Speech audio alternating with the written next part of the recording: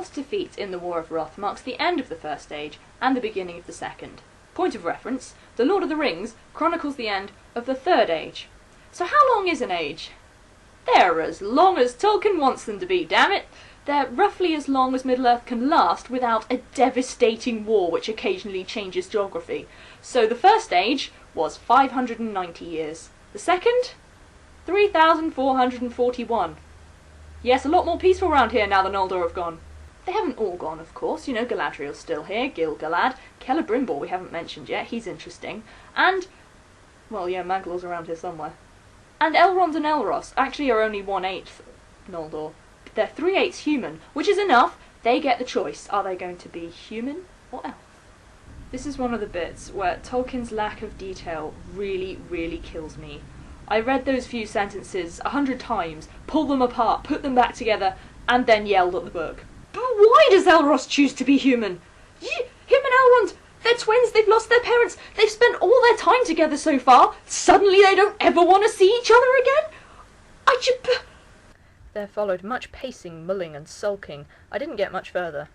Or actually, why did Elrond choose to be an elf? How has that ever gone well for him so far? Why did he choose differently? I mean, did they know what the other one was going to choose? They know each other really well. Did they agree? It must have been heartbreaking, right? Oh, it really frustrates me that we don't know. We know nothing about their relationship. I'm hoping that in the Unfinished Tales there's a really clear explanation, but I have a feeling there's not. Anyway, we're following Elros now, who has decided to be human and is off to Númenor.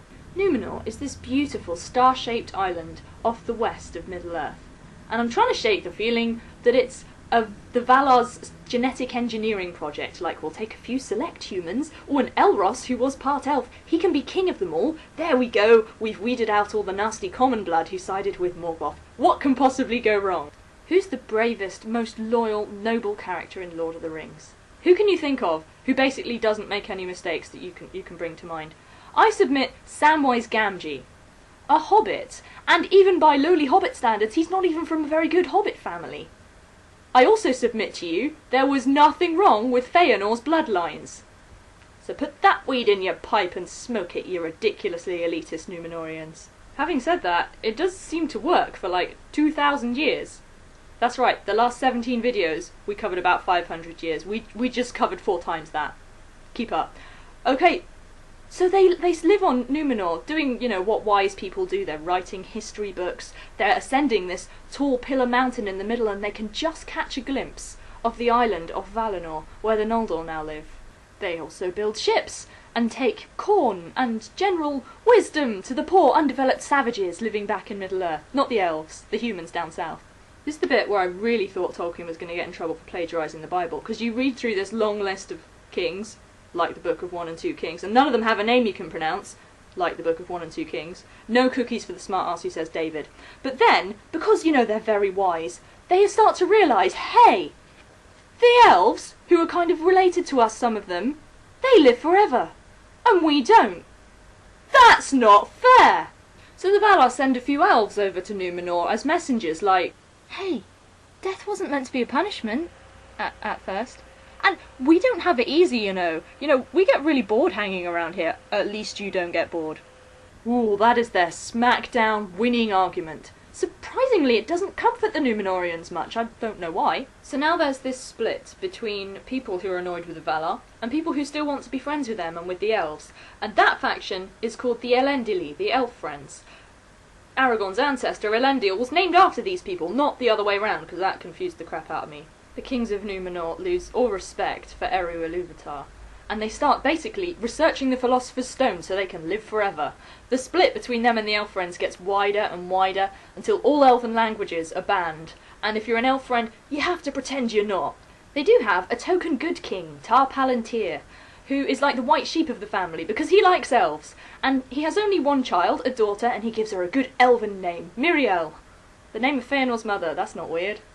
Anyway, when he dies, there shouldn't be a problem. The Unfinished Tales tell us that there were queens of Númenor. She should be the queen. But instead, his nephew, Ar-Pharazôn, forcibly marries her, tells her she's called Ar-Zimrafel now, and he's the king. Woo!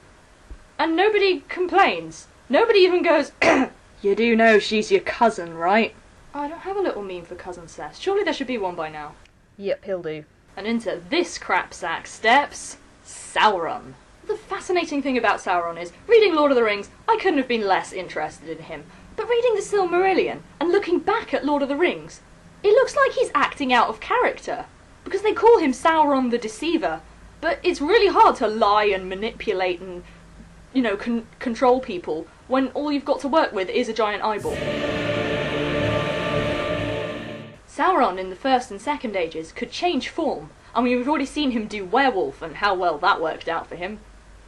So now he does ridiculously hot guy. Because he sees that Númenor has a massive army and navy that are actually really powerful, and he hasn't built Mordor up enough to be able to withstand them. Also, he's been spending all his troops having a go at Gil-galad and Elrond and Galadriel. We'll hear more about that later. But that's okay, because Sauron has a better idea.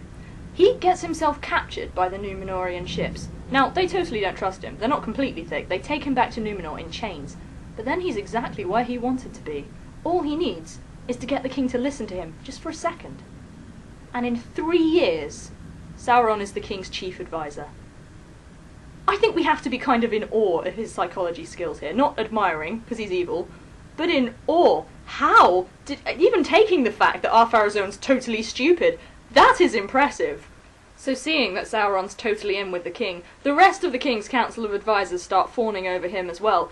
And you know, Sauron, he's been around a long time. He's got a lot of knowledge and he can clearly sweet-talk a person. In 3 years, he's got the king worshipping Morgoth. Now there is one member of the council who is not into this. He is called Amandil, and he's the father of Elendil, who we've hopefully all heard of. So he is, as you could probably guess, he's not into this. He's an elf friend, in which case he probably shouldn't have named his boy a name which means elf friend, if he wanted to stay secret. So yeah, Sauron gets him kicked off the council, but for the moment he's still really well respected, so nobody moves against him yet. So all the pieces are set. Sauron's taking over Númenor, Elendil and his family stand ready to move against him, and I've just about filled up a video.